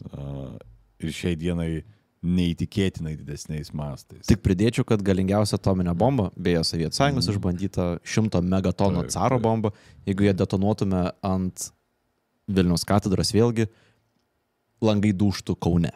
Taip. Tai Vilniaus apskritis funkcionuoja, nebegzistuoja. Tai čia beprotiškai ir tai, kad yra net palikta galimybė tokiam dalykui šiai dienai, man atrodo, yra pakankamai tamsi žmonijos tokia kertelė, kurią mes turbūt niekada neišsivalysim. Tai ačiū Viliau. Privertė susimastyti ir turbūt dar kartą reiks peržiūrėti ir tą patį Barefoot Jan ir dar porą darbų šitą temą. Ačiū Viliau. Iki šiol tema buvo tokia juoda dėžė. Kažką viena ausim girdėjau, žinau, kad tamsu ir baisu, bet konkrečiai tų detalių nesigilinau, nes net, o kam gadyti savo nuotaiką, ne? Bet klausant, sunku, aš tai nesugebėjau negalvoti apie dabartį ir apie ateitį. Ir man atrodo, kad ir kiek nemalonu ir baisu, būtina šnekėti už tai, kad ta rizika yra Man atrodo, žmonės neįsivaizduoja, ant kiek mes arti esam šito. Mes kasdien keliamės, kiekvieną rytą, nesuprasdami, kad mus skiria nuo tokios scenarijaus, keli labai blogi sprendimai, labai įtakingų žmonių. Ypatingai, manau, po šaltojo karo pabaigos dingo tas iš naratyvo. Suvokimas. Kad atominė bomba, jos niekur nedingo. Dabar jų daugiau yra, nes turi Kinija ir kitos valstybės dar tiek pat. Tai. Ir daugiau, ir stipresnis, Ir mažiau aptinkamas, sunkiau numušamas. Arba vandenilinė bomba, kuriai uždegti reikia atominės bombos, kad jį dar iš vis sprogtų. Tai... Čia kaip per tą Dano Carlino epizodą man labai patiko tas išsireiškimas, kad jeigu tu balansuoji ant įtempiamos gumos kažkiek laiko, ne? Jeigu praeina valanda, jeigu praeina 2 valandos, diena, nežinau, mėnesis. Bet ar tu tikies, kad balansuosi 100 metų, 200 metų, ar tai amžinai tęsis? Kuo ilgiau balansuosi, man atrodo, tuo daugiau įtikėsi, kad tu nukrisi, ne? Gal, nežinau, bet atrodo, kad intuityviai atsakymas yra, kad atominės bombos panaudojimas yra... Tai nutiks tik tai neaišku, kokiam aplikybėm ir kada. Svarbu, kad būtų apie tai mąstoma ir būtų apie tai žinoma, nes jeigu pamiršim, nustosim galvot, tai mus užliuliuos šitas netikras saugumo jausmas. Reikia suvokti ir laikyti tą suvokimą, kad tu važiuodamas su savo, nežinau, kofo puodeliu ant ten paspirtuku ar dar kažkas tokio, tu gali pavirsti šešėlio ant sienos. If you're lucky. Kurį nuplaus lietus, o blogesniais atvejais tu gali prasikankinti dar visai dienų be jokios galimybės net palengvinti tiems skausmam ir kančiai, kurie tu turės. Beveik neminėjau apie radiacijos apsinuodimą, epizodės tu visiškai neminėjau, bet taip trumpai tariant, tai reiškia, kad tu ištirpsti iš vidaus, išvemdamas ir išvidruodamas save tol, kol miršti. Kažkaip mirtis labiausiai teigiamai skamba šitoj. Būt šešėlių skamba kaip, lik šešėlių skamba kaip greitas būdas išeiti iš čia. Mes čia sėdintys šitą epizodą klausantys žmonės, niekas nesam kaltas dėl to, kad šitas buvo apskritai išrasta, sukurta ir masiškai prigaminta 10 000, bet nuo mūsų priklauso, ar bus panaudota. Tai nepasiduokim tai beprotybei gal. Ačiū, Viliau. Vėlgi. Lygiai taip pat kaip ir visiems, turbūt pati istorija buvo tokia, kad kaip ir žinai, bet atpasako detaliai negalėtum. Kraupiausi faktai kažkiek buvo žinomi, bet pakraupinai visus, manau, šiandien iki naujo lygio, bet man baisiausia, turbūt dalis yra ta, ką tik po sprogimo esantis laikas, kai viskas nurimsta ir jau nukrenta nuolaužos visos ir visas miestas tampa tokiu švepnel, nežinau kaip lietuviškai, kuris skrenda į tave, bet kai viskas nurimsta, manau, kad gali pagalvoti, kad tu jau mirei ir esi kažkokiam tai naujam etape, kuris yra kažkokia pragaro erdvė. Yra tokia pastovi baimė dabar. Už mūsų, kažkur virš mūsų, kur kai kurie ženklai, garsai ir naujienos tiesiog primena, kad hei, taip gali būti. Ir viskas, ką jūs, pavyzdžiui, šiandien irgi pasakėt, ypač tu vėliau, kiek kartų viskas sustiprėjo, kiek kartų jau padaugėjo turinčių šalių ir žmonių, ir kokie tie žmonės, kai kurie neprognozuojami, ir kiek viso šito žaidimo yra įkaitų, kurie ir mes tokie patys esame. Tai ta pastovi baimė kažkur virš mūsų yra žiauriai fucking gąsdinantis dalykas. Gali prisigąsdinti iki to, kad kiekvieną dieną tiesiog galėtum to bijoti. Tai kaip ir Tomas sakė, mes esam galbūt toj pusėj, kuri galėtų advokatuoti, kad to iš vis neturėtų būti. Nes kas mum davė teisę, atrodo, su tokiu galingu dalyku, žais kažkokius, jeigu buvo visatos kažkoks sukūrimas, atrodo, kad mes norim arba sugadinti ją, arba smarkiai pakeisti. Amerikiečiai leido. Dėdė Semas. Tai dėdė Semas kažkaip atrodo labai ne pagal savo kalibrą išsirinko ginklus ir mes atrodo labai, mes nesam pakankamai patyrę šitai galiai. Ir jeigu tai nutiko jau vieną kartą, galvau, sakysiu, nutiks ir antrą, bet nutiks ir trečią jau turbūt. Šalia to mums turbūt didesnė tikimybė yra gauti nuo tos pusės, kurioje viskas yra daroma taip, kaip buvo daroma, ne kaip Hirošimos anskrityje buvo daroma, o tai kaip buvo viskas daroma Nagasaki. Laidus sumaišym, tipo... Tai padaužyk su plaktuku. Jo, tipo toks... gali labai jau pasibaigti, gal ir geriau, nes patys nusisprogdins savo užpakalius, bet iš kitos pusės. Bet pralaimės. Jei jau daro, tai jau bent tada darykite efektyviai. Kažkodėl įsivaizduoju, kad kai pirmą kartą sovietai detonavo atominę bombą, kuri buvo beje identiška Fat Man kopija, nes buvo pavogti brėžiniai. Įsivaizduoju kažką, kad ji buvo detonuota ne nuotoliniu būdu, bet tiesiog buvo bičas, kuris daužė per bombą tol, kol jį detonavo. Su čia batu pasipjardai. Čia labai minis atfaktas. Sovietų nuotrauka pirmas sprogdinimo yra tokios hujos kokybės, kad sunku protiškai suvokti, kad šalis, kuri nesugeba turėti normalios kameros, gali padaryti tokį sprogimą. Matai, už tai, kad kamera statėsi patys, o bomba nukopijavo. Jo, tikriausiai. Priimam prielaidą, kad iš tų 10 000 užtaisų, kuriuos turi viena didžiausia pasaulio šalis neįvardinta, nei vienas nedingo ir neatsidūrė svetimose rankose. Oficialiai dingo, yra oficialiai dingusi atominių ginklų iš Rusijos tarp 90-93 metų. Buvo vajus, kur įrašomi. bent jau medžiagos, kurios yra labai reikalingos. Mes, kai turėjom Kadamovo epizodą, šiek tiek buvau užsiminęs, kad 96-ųjų periode tai buvo vienas pelningiausių verslų. Išvežinėti visas tas medžiagas, parengiamuosius užtaisus ir taip toliau ir panašiai. Stebėtinai gera dokumentinė laida per Netflix yra Turning Point, man rodos, apie šaltąjį karą ir atominį ginklą. Ir vienoje serijoje netgi labai daug dėmesio Lietuvai yra skirta, bet būtent apie dingusius ginklus labai ekstensyviai pasaka apie visą poveikį, kokį tai turėjo šaltajam karui. Bet yra vilties krislas. Jei girdėjo tokią Maelstrom bazę, kur yra laikomi ar buvo laikomi JAV atominiai balistiniai ginklai, kur NSO išjungė tokią raketą skrydžio metu. Gal neblogai būtų NSO tokį paskutinė viltis šitoj vietoje, žinai? Tai gal jie tikrai su taika ateina, kaip sako, per filmus. Viltis gyva. Tarkim, turime ne situaciją, arba turim tokią amžinai tą esantį debesį virš mūsų, kad gali nunešti ir mes turim tas istorijas iš Japonijos, kur buvo tirpstantys žmonės, arba turime pas mus atskrenda alien overlords, kurie gali užtikrinti, kad niekada nenukris nei viena atominė bomba. Bet... You have my vote! Už kurią situaciją balsuotumėt šitoj vietoj. Ta prasme, čia yra ta didžioji žmonijos tragedija. Jeigu mes sužinotumėm, kad yra tokia būtybė, kuri gali išjungti, antryt patrigubėtų atominių ginklų skaičius.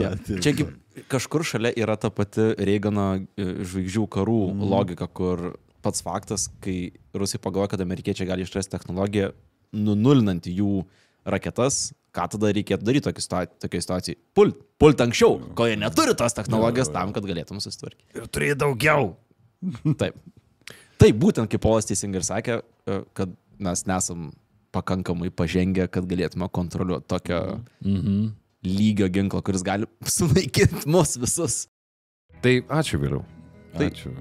Šita linksma gaida tiesiog priminsiu, kad kitą savaitę įsijunkite Idėjų kompostą. Jeigu nori dar šiek tiek save pažloti, ten kalbėsim apie klasę žmonių Japonijoje, kurie buvo vadinami specifiškai dėl to, kad jie išgyveno atominį karą. O daugiau apsilankykit pas mus Facebook'e, Instagram'e, užeikit pas mus į Contribui, žinoma. Ir ruošiam specialų mažą siurprizėlį mūsų rėmėjams. Tikrai taip. Tai sekit mūsų Contribui. Taip, detalės labai neužilgo. Gražiai galbūt jo net bus su tam tikrais labai nice bonusais, bet matysim, dar kaip čia bus. Bet bus. Kažkas bus. Jo. Bus Pagaliau! Ir negaliu sakyti, bus tikra bomba. Ištirpsit, pamatę. Ne. Nu tikrai ne mes šešėlis. Too soon, Povilai. Mes lipam ant to paties grėblio, kurio gąsdinom dabar žmonės. Tai šią linksmą gaidą tikriausiai sakome jums ačiū ir iki. Viso. Ei, pala, dar neišjunk epizodo, mes dar nepadarėm pačios svarbiausios dalies šiandien. O tai yra pasakyti savo šilčiausius ir fainiausius ačiū patiem geriausiam mūsų rėmėjim, mūsų mylimiausiam Contribui rėmėjim. Tai viso kolektyvo, visos firmos vardu norėčiau pasakyti ačiū Lechui, Tomui, Pauliui, Oginagi Vaginai, Pipi Pupui, Dalijui, Gediminui, Marijai, Kooperatyvui Kardanui, Deivui, Audreliui, 200 gramų miltų, 2 kiaušiniai, 100 gramų pieno, 50 gramų aliejaus, 1 urano lazdelė. Laurai, daktarui Dėdei Meškai, Stepanui, Aksinskui, Markvaldui. Padarykite epizodą apie miego paralyžių. Prasideda. Rūgščia saldžiui padažui, Agniai, suglebusiam protagonisto Krienui, Gabrieliai, Šarūnui, Justinai, Juditai, Algučiui, Andreliutai, Kepublynus, Benisimui, Uniai, Mantui, Eustachijui Vamždžiui, Evaldui, Tomas Angving Auto, Amin, Medai, Broniui, aš ne Justė, taip, nes aš Vilius, Evelinai, Kristiai Pistai Traktoristai, Liutkutei, Šmižiko Žydros akis, Lašišos dienoraščiui, Monikai, Justui, Atsuktuvui, Migliai Gyčiui Julitui, Skyweed, Sandrai, Mildai, Tomui, Gedui, didžiausiai pasaulio paslapčiai, Takeši Pilies Narsoriai, Minčiūnų Adžalai, Arkanai Feminai, Zabilaitai, Kasi Kuršienus, Gabijai Kamiliai, Šustausko anūkui, Merso turi dar tą? Žinias veža, Nutty Beard, Erikai, Johnui Kaunui. Nutty Bread. Oh, wow. Erikai, Johnui, Asvejos vaikam, Raudonui Karlioniai, Analinės angos analizatoriui. Kitą kartą tikrai susimokėsiu už pieno kokteilį. Rasai, Rustijai, Hosiai, Gintėjai, Gabijai, Rumar LT, Karolinai, Petardai Putino Šiknoj, Irmai, tas dėdė iš tėvų baliaus, Šarūnui, Lukui, Marinai, Basčių vaikinsui, Jurgitai, Richardui, Mildai, Džeščiui, Martynui, mačiau nuogą Merkel. Nežinau, kad Dalia Grybauskaitė yra mūsų rėmėjų gretose. Valerijai, Tomui, Bato ūsams, Renatai, Uknevičių Neponui, Virginijai, Viktorijai, Justui, Andriui, Dėdei Gyčiui, aerodinaminiam Kalpokui, Gabrieliai, nutrūkusiai Stygai, Kviečiui, Guodai, Petunijui, Pauliui, Ievai, Ernestai The Future Pharma, Satan in Bathrobe, Kačių Scrum Masteris, Sunkus darbas. Nerijadui, Rimgailiai, Andriu Kaitytei, Robertui a.k.a. Maghoney, Odoilui Kečiausiam, Tetį Zaurai, Jandrai, Urtai, Pauliui, Egliai, Vytautui, Žemkiai, Intergalaktiniam Briedžiai, Kamiliai, Gabysiukui, Karolinai, Sneaky for LTU, Julijai Gvidonešiui, Kuprotam Šiferio Vagiui, Doviliai, Leonai, Domui, ačiū už maikutę bučkis, Tomui, Soliukiai, Mantai, Giedriai, Vikintai, Gniužbiai, Gintariai ir mamai, Rezidentui, Kiprui, Pavasarytei su gėlyte, Guželiui, Arnui, Mariui, Indriai, Vytskuliui, Davidui, Simonai, Dainiui, Dviratbolui, Jaspiui, Davidui, Juratei, Ernestui, Aleksui, Vargo Pisuokliui, Maklovinui, Sauliui, Rimai, Pauliui. O, Maklovin sugrįžo. Kur buvęs, kur nebuvęs. Jutai, Emai, Tomai, Kriokliui, Kamtušikė Majaki, Sprinteriui, Matniko Obudui, Rūtai ir žinoma, kad... Ir dėkojame nuoširdžiai. Agnei ir Vytautui, lygi tokie iš Kybartų, Paulinai, Bartui Beitui, Aisčiui, Žilvai, Gineitei, Tomui, Kazimierai, Makauliu Zuokiui, Gvidui, Vitalijai, Jovitai, Jutai, Kriogeliui, Dingo šuniui, Nerastai, Rokui, Gedui, Marijui, Elduderino Lituano, Saint Ingridai, ir šventųjų pas mus atsirado, Nepraustam Prūsui, Kestui, Kubekui, Martinai, Karinai, Kestučiui, Andriui Kubiliui, lai šis pavasaris pražįsta gėlėmis įsimylėjimas ir šilumai širdį. Brenda, o jei tik rankos užimtos, o ne galva, tai ausyse jums skamba Proto Pemza. Martynui, Sauliai, Matusajui, Pauliui, Apanavkai, Kamiliai, Entijai, Brokoliai, Zapiekankai, Getiminui Tučiui, Nedai, Orinimui, Slapdarės, Laimonui, Simonai, Dietlovo Meškutėms, Laurai, Selvinai, Brisiaus Priekiui, Ignui, Aurimui, Gabrieliai, Paulinai, dar vienam Tomui. Oh, yeah.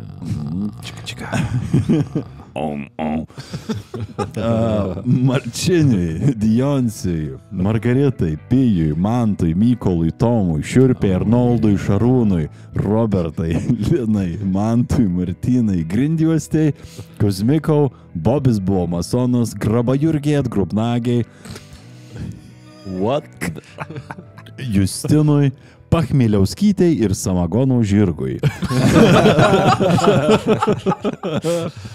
O, nice. Kiekvieną šeštadienį jojama yra. Peščia nevaikščia. Arūnui, Ignei, Reitanui, Unicorn, Linui, Jonui, Vazoniniai beždžioniai, Vietiniam, Spartan the Beard, Viliui, Aukštam ir gražiam, Pauliui, Tomui, Laimai, Saidai, kas skaitys tas Zajabys, mergai su ūsais. Čia ta pati, kur Merkel nuoga matė. Nuo to ir ūsai užaug. Martynui, Gyslai, Burneikai, tikimės, kad dabar patenkinome sąlygas. Soziui, Justinai, Komisijos policariatui, Minlegui, Martynui, Rūteniui, Deimantai, Gabrieliai. Aš myliu ananasinius vaflius. Aš tavęs ne. Pažintys nepadoriais tikslais .14882. Medai, Titui, Emai, Salvijui, Dimješkiui, Dijai, Vyteniui, Skrusdėlytei, Šarvuotam, Birutei, Bropniukui, Retro, Laurinui iš Alytaus, Ramūniui Pievai, Mykolmorui, Kamiliai, Tomui, Povilui, Gabrieliai, Vytautui, Ananaso kelionėms, Aneliai, Godai, Chemijos gydytojai, Tomui, Evelinai, Gretai, Krepezai, Bobiui, o Bobis dažnai minimas. Bobis buvo masonas, buvo kitas, ne. Just Bobis. Ir Brisius ir atsisako išeiti. Jo. Ne, Brisius dingo, bet paskui priekis atsirado, tai dabar tik Brisiaus gal trūksta. Jo. Matysim, gal Lencūgas ir buvo. Austėjai, Kanapiniam, Eglynui, Egliai, Navickų džiaugsmui, Pauliui, Daivai, Nedai, Rokui, Tadai King, Brisiaus galui. O, prašau. Sveiki sugrįžę. Ingridukui Almukso mamai, Gintautui, Edvardui, kas skaitys, tas gaidys. O, ant nulio. Nu jo. Meškavogiai, Modestui, Agent Cooper, kiek valandų? 12. Palai, svarbu. Pusė 12. Big Hemoth on Ice, Andriui, Kaclionkaitai, Gestinai, Laurinai, Jurgiui, Gytei, Tumui, Tadui, Ryžam Gaurui, Modilio, Giedrutei, Darijo, Inesai, Ignui, Elenai, Donatui, Marinai, Lukui, šuo turi naujus namus. Jei. Jurgitai, Fas, whatever, Horror Show VG, Beatai, Ūlai, Sigitai, o taip pat. Ką aš čia kartosiu, Vilius su Aivaru viską puikiai pasakė. Jūs žinot dėl ko, jūs žinot už ką, bet ar žinot kam? Agniai, Roi de Fumé, Eimučiui, Andriui, kodėl Lenkija nešneka? Nu, žinot ką, pradėjau dirbti pilnu etatu dėl to. Editai tai pačiai, Dainiui, Irmantui, Šlykščiam seniui, Pauliui, Bohemai Ruoniui, Simonui, Jovarui, Luigijui, Šakočiui be šakų. Almuksui, kunigo lūpoms, Orintai, tyliai, Major Tom, Sigitui, Juozui, Didui Bybui, Špumpeliui, Rimantui, Vilmai, Aurimui, Kopūstei, Martynui, Žraufos, Dianai, Tulpaitei, Žanai, Neringai, Neviliai, Ugniai, Aušis bei tas ir Kluotojui, Tautvydui, Neringai, Kasijai, Arūniai, Leave Brisius Alone, pritariu, Peledžiukai, Liudai, Mantui, Bird Lady, vištas laiko, Emilionai, Justinai, Biednai, bet teisingai, Martinui, Godai, Radzvilai, Giedriui, Erikai, Tomui, oh yeah, Mičigo, Ramikiai, Artūrui, Julijai, Duke Silver, Uodo pateliai, Dainorai, Linui, Augicui, Justinai, nemuilink čia man akių, Benediktai, Mantūsui, Mariui, Darui, Eksibo, Laimonas Vilui, Pikabuzebu, Kamiliai, Birutei, Eimantui, Viktorijai, Birutei, Baronui, Povilui, X, Nykštukų fabrikėliui, Vaidui, Viktorijai, Sum, Serbentinai, Laurinui, Gerdai, Barkalui. Tegul svyla nesiela, o padangos. For the family. Visiškai for the family. Brigitai, Raudondvario Martynui, Gretai, Renatai, Max Galingumui, Vanago Vanagiai, Donatui, Jurgitai, Vaidotui, Vnurčikui, Dezoksiribonukleinui, Kiprui, Simai, Pauliui, DJ MTV, Akviliai, Monikai, Tomui, Adenozino. Pasijuoksim. O dabar pasijuoksim. Adenozintrifosfatui. Wow. Net taip parašyta buvo perskaityti, ką norėjau. Dar kartą. Vis tiek žinau, kad X netikrys. Adenozintrifosfatui. Net į mane žiūrėjus, nesiskait. Arturui, Donatui, Džiugui, Mindaugui, Koldūnų Vagiui, Domantui, Samantai, Reptilijui, Ugniai, Kraujospūdžiui, Kotrynai, Šarūniai, Dirgliai, Žarnai. Aučiai. Aučiai. Brėkštanti tryda pavirto. Tas Brisijos galas. Man atrodo, Dirglioji Žarnai nuveda iki brėkštančios trydos. Vytautui, Austėjai, Gabrieliui, Lagaminui, Pauliui, Arnui, Kosmoso kumeliai, Bučinskaitei, Ponui, Jorui, Kompostui, Medžiai, Rasai, Justinai, Vaitcui, Antanui, Urtai, Egliniai, Viktorijai, MD, Pauliui, Renatai, Ptšč, Audriniui, Mr. Mindaugui, Jay, Vikai, Kornelijui, Rimai, Giedrui, Kestui.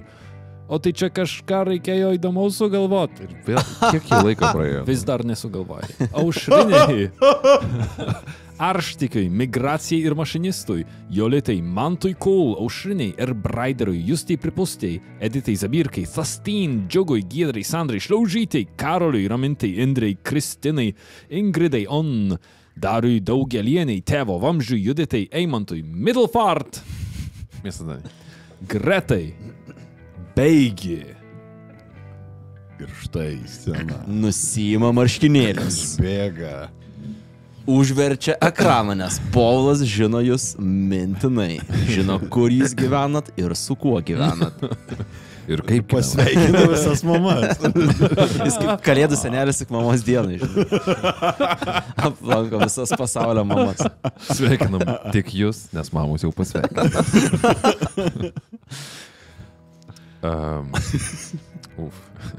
Save išmušiau iš vėžių. Vakar prisimindamas. Geri prisiminimai grįžo. Flashback. Jūs tik per visą Lietuvą. Prasinešti veikti. Tai žinot už ką dėkojame Matui, Antropikui, Doviliai, Rekui, Deimoškinui, taigi Tomuigi. Linai, Gustei, Irmantui, Ernestai, Giedrai, Gretai, Kristai, 2 metram be galvos, ausies skausmui. Deimantai, Pauliui, Stiklalaižiui. Oi, labai gerai atrodo parašytas. Simple, bet Ar Stiklalaižis gal? Taip pat. Stiklalaižys, ne? Taip ir parašyta, tiesiog galvoju, kaip dar galima perskaityti. Melitai, www.baldaiska.lt naudotiems sodiniams baldams. Kiekvienam iš jų šį. Kažkai ar padidėjo pardavimai. Praneškit, Arūnui, Rūtai, Ryteniai, Ingai, Gretai, Silvijai, Robertui, Brisnei Spears. Čia Brisiaus sakantis. kažkokias. Leave Brisius alone. Dukra Brisiaus. Ai, čia Brisnei. Čia ne fazė, mama. Rimai, Pauliui, Redai, Brėkštančiai trydai. O, pasgi buvo. Taip. Arnui, išpurtusiam špenčpeliui. Doviliai. Egliai, Meškiui, Lauritai, Robertai, Augustai, Mikė Pūrui, Geruliai, Brisiaus Lenciūgui. Nėra per daug detalių jų Brisiui. Ne. Justui, Vytautui, Krapui tarp dantų. O kur Brisiaus draudimas? Pasas. Techninė apžiūra. Socialinio draudimo numeris. Svarbiausi dalykai. Krapui tarp dantų, Dariui, Agniai, Dėdei Tomui. Beautiful. Mantai, Kučkaitei, Tadzikutikučiui, Benui, Editai, Pukeliui, Linai, Egliai, Gediminui, Sauliui, Evelinai, Tadui, Arnoldui, Solveigai, Raimondui, Povilui. Raimondui, Viltai, Mykolai, Mantui, Pickai, Gretai, Jonui, Marijai, Adui, Prezidentai Ingridai, Aušai, Doviliai, Įmin, Zeimin, Elijui, Martynui, Rokui, Irmantui, Video Punk, Dievo Gurkui, Gailiai, Inai, Monikai, Pisimantui, Matai Saulė, pakelk akis, kaip kuo giliau aš tave matau, tu mane girdi, kas bus toliau. O toliau yra ačiū Remigijui, Dariui, Inesai, Gintai, Egliai, Aidai, Kristinai, Skirmantai, Monikutai, Viliui, Emantui, Alvitai, Marijai, Vytautui, Julijai, Egliai, Tomui. Oh, yeah. Dar kartą nestamdu išėjęs buvo. Beautiful. Robertui, Povilai, Jorindai, Roko sesiai, šypsokimės, Gretai, kiek čia žmonių po vieno kalno. Visa laiptinė. Mildai, Mažintui, Andreliui, Dominikui, Rasai, Arūnui, Justai, Marijui, Sekmai B, ir tiek. Arminai, Šarūnui, Rūtai, Auritui, Justinui, Venskūnaitei, Kunigundai, Mirandai, Kūgui, Mūgui, Mikui, Ainui, Eirimai, Justinui, Domantui, Rolandui, Gabrieliui, Benui, Tomai, Erikai, Medoniui, Greitai, Ufonautui, Rasai, Akviliai, Nešiai Pendriai, Edvinui, Sauliui, Arvidui, Burbalicious, Nastiušai, Linai, Brigitai, Simonai, Dr. Kaun, Giedriui, Linsei, Aistei, Nerijui, Donatui, Marko, Gabrieliai, Ingridai, Antemiridiam, Gretkiai, Upei, The Cat, Agnietei, Jurgitai, Karoliui, Gabijai, Miglei, Jovitai, Simui ir, žinoma, visiškai, kaip visą laiką, Eimantai. Ačiū, Eimantai. O jie, Eimantai. Uždarei šį sąrašą, kaip ir uždarom šį epizodą. Ačiū visiems. Ačiū. Dėkui.